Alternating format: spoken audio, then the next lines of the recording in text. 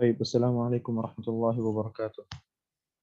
الحمد لله رب العالمين والصلاة والسلام على أشرف الأنبياء والمرسلين سيدنا وحبيبنا محمد صلى الله عليه وسلم. طيب اليوم سوف نقدم لكم بحث في موضوع عن تأسيس دولة المماليك في مصر وجهودهم في مواجهة التتار والصليبيين. طيب نبدأ من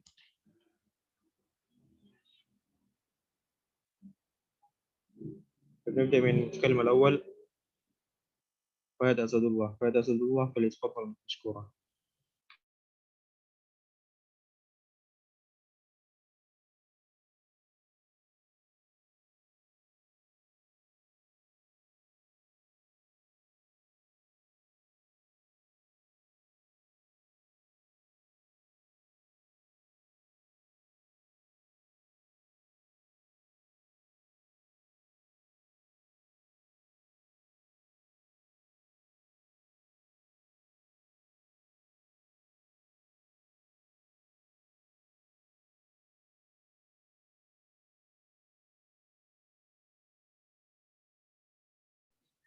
Ini kok jadi gini ya tulisannya?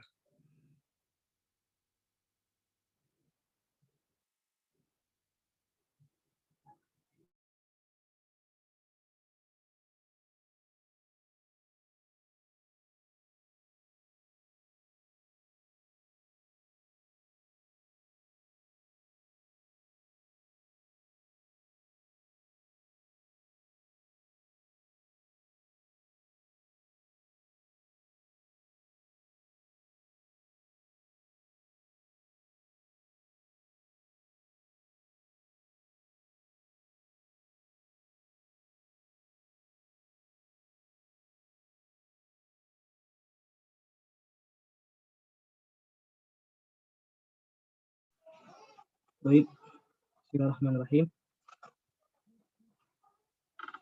Rabbi shrah li sadri wa yassir li amri wa hlul 'uqdatam min lisani yafqahu qawli. Baik, ana ka mutakallim al-awwal.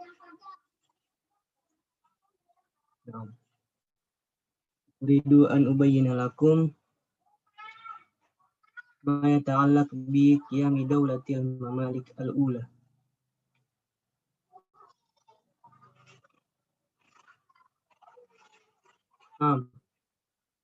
Hal sauti wadih? واضح. Bismillahirrahmanirrahim. Ta'sisu dawlatil mamalik. بعد وفاة صلاح الدين الأيوبي بقيت المعارك ممتدة بين خلفائه وبين الصليبيين. وفي عهد الملك الصالح أيوب هاجم الصليبيون مصر بقيادة لويس التاسع ملك فرنسا الذي استولى على دمياط سنة 647 الهجري أو 1249 الميلادي. وأسرع الملك الصالح أيوب لملاقاة الصليبيين لكنه توفي في الطريق. وخفت زوجته شجرة الدر وهي مملوكية الأصل. نبأ وفاته حتى يحضر ابنه تورنشاه واستمرت في إصدار الأوامر باسمه حتى تم انتصار المسلمين على الصليبيين. وفي ذلك الوقت نفسه حضر تورنشاه ابن الملك الصالح في مصر، وهنا أعلنت شجرة الدار وفاة زوجها وتسليم السلطة إلى ولده تورنشاه. رأى تورنشاه عظم شأن القتادة الممالك فأخذ يفكر في التخلص منهم، إلا أن الممالك قتلوه وعينوا بدلا عنه شجرة الدار التي تزوجت بعد وفاة زوجها الأول عز الدين أيبك، وهو من الممالك أيضا، والذي أصبح وصيا على الصبي الأيوبي بالأمر، وأصبح هو صاحب السلطة في مصر وأول سلاطين الممالك فيها، وبذلك انتهى أمر الأيوبي هناك.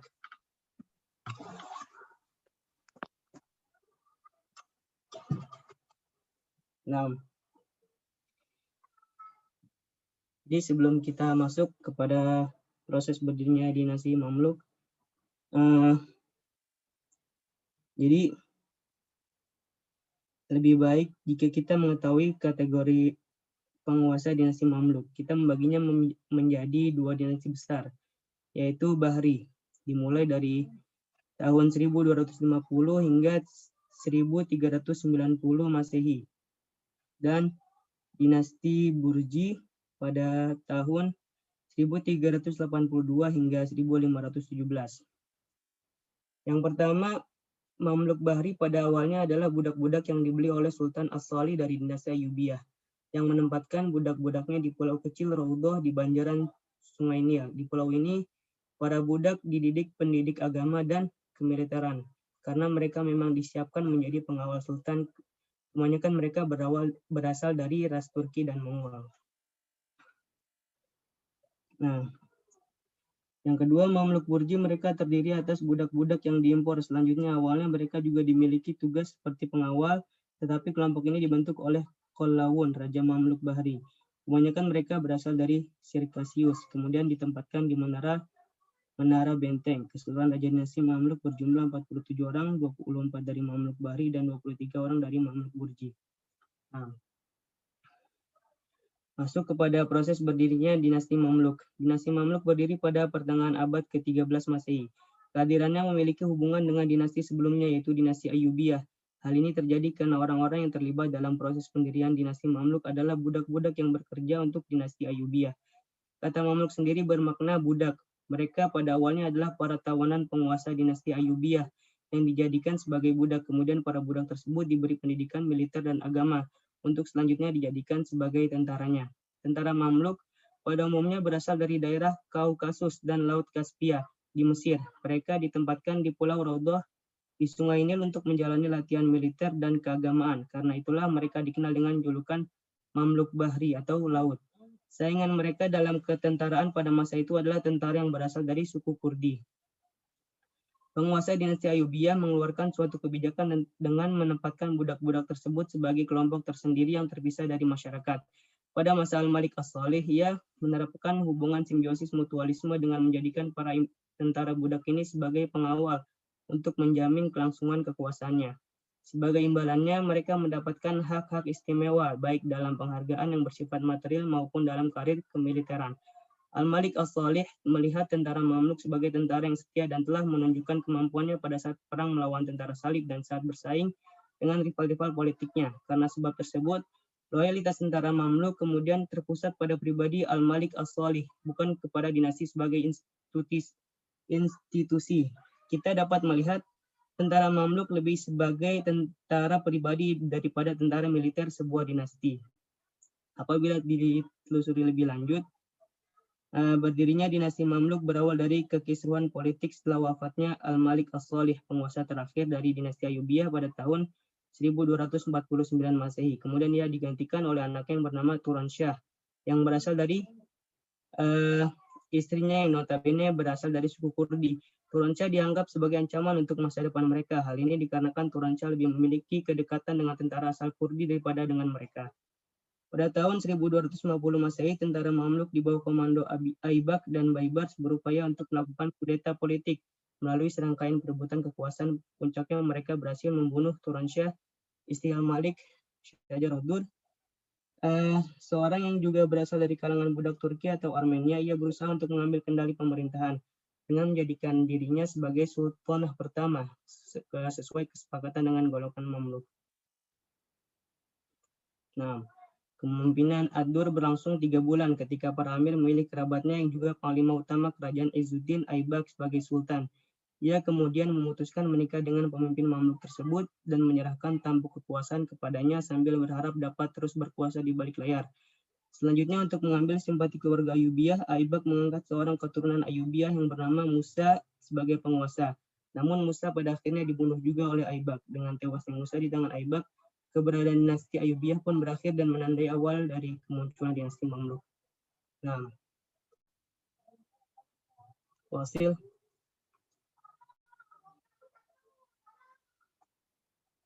Ila Syashabada.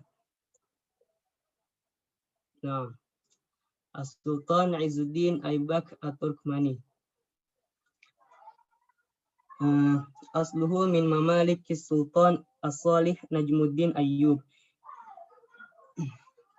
Ishtarahu fi hayatil malik Al-Kamil Muhammad wa lazamahu hatta ja'alahu nakiruhu wastamaru ala dhalika ila anna qatla al-mu'zami Turan Shah wa malakat syajaratud dar ba'dah wa qad tawalla Izzuddin Aibak At-Turkmani arsya Misra sanah 648 al-Hijri atau 1250 al-Miladi wa tulaqabu bilaqbi as-sultani al-mulku atau al-malikul mu'izz wa yabdu anna ikhtiyar al-mamalik li Aibak lam yakun nabi'an an qana'atihim bijidaratihi wa ahqaitihi lil hukmi wa innama intakhabahu likay yatamakkanu min uzlihi mata sya'u wa ma anna istaqarra Aibak fi sultanah hatta wajahathu masyakilun iddatun fid dakhili wal kharij wa abrazuha khatrul ayyubiyyin fi Syam wa khatru ta'ifatil mamalik al-bahriyah fi Misr. Nah, jadi Aibak merupakan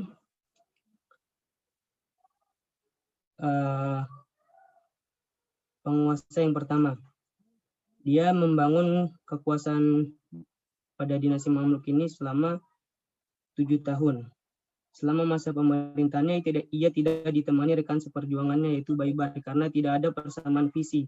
Baibar pergi meninggalkan Mesir dan berdiam di Syria. Menurut pandangan beberapa ahli sejarah, kepergian Baibar ke Syria akibat kegagalannya menduduki jabatan sultan. Pada tahun-tahun pertamanya memerintah, Aibak sibuk mengikis legitimasi Ayyubiyah di Suriah, memecat Raja Cilik Al-Ashraf, dan mengatasi pengaruh seorang jenderalnya yang menyaingi kepopulerannya karena sukses melawan Laus IX.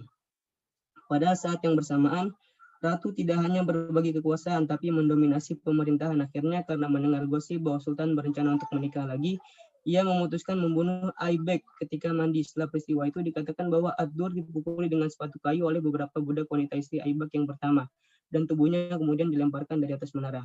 Aibak meninggal pada tahun 1257, yang kemudian digantikan oleh anaknya Ali yang masih berusia muda. Namun Ali hanya memerintah kurang lebih 2 tahun karena pada tahun 1259 ia mengundurkan diri. Selanjutnya ia digantikan oleh wakilnya Qutuz.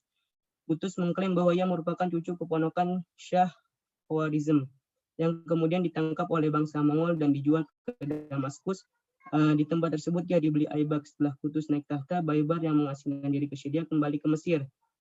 Tampilnya Qutuz sebagai sultan menggantikan Ali telah memberikan kesempatannya untuk kembali ke Mesir. Kedatangan Baibar yang membawa sejumlah Mamluk disebut oleh Qutuz. Ia menyambut baik kedatangan Baibar karena jika tetap berada di Syria, Baibar diperkirakan dapat mengancam kedudukannya di Mesir. Ia beranggapan akan lebih menguntungkan karena tidak ada lagi saingan yang lebih senior di kalangan pimpinan Mamluk. 6. Wasil.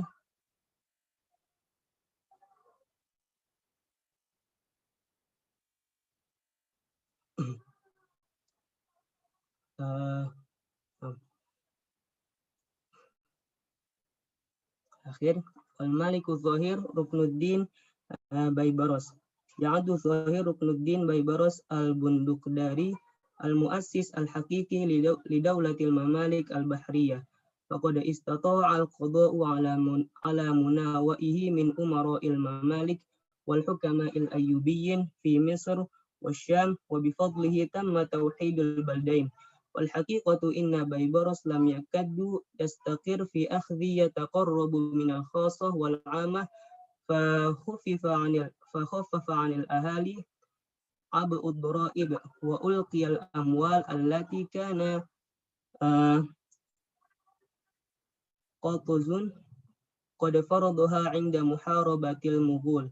ويمكن القول بأن بيبرس كان إداريا حازما وسياسيا ماهرا دائب العمل الترقية شؤون بلاده وتنمية مواردها. وقد امتد ملك مصر في عهد بيبرس من الفرات إلى الحجاز وجنوب الجزيرة العربية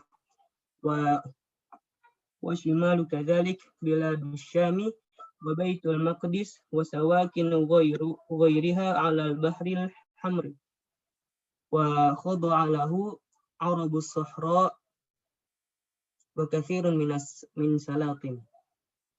Nah, jadi pada pemerintahan Baibar, Sultan Mamluk yang paling berjaya adalah beliau, yaitu Al-Malik Az-Zahir Ruknuddin Baibar Al-Bunduk. Masa pemerintahannya dari tahun 1260 hingga 1277. Pada awalnya ia adalah seorang budak dari Turki sama seperti Aybek. Ketika usia muda,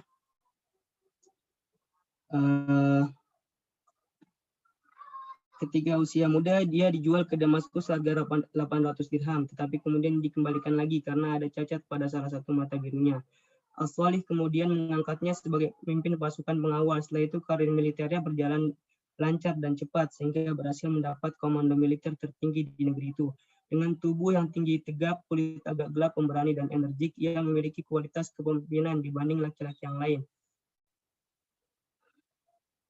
Nah, kapasitas Baibar lebih dari sekedar pemimpin militer. Ia tidak hanya berhasil mengorganisir angkatan perangnya, tetapi ia juga menggali sejumlah kanal, memperbaiki pelabuhan, serta menghubungkan Kairo dan Damaskus dengan layanan burung pos yang hanya membutuhkan waktu 4 hari. Burung posnya sangat dikembangkan pada periode Fatimiyah. Terminal-terminal kuda didirikan di setiap pos pemberhentian yang siap mengangkutnya kapanpun. Dan masih banyak lagi kelebihan dari Khalifah Baibar ini atau Sultan Baibar ini. Naam yumkin hadza minni astaghfirukum min wajhatum al khata wa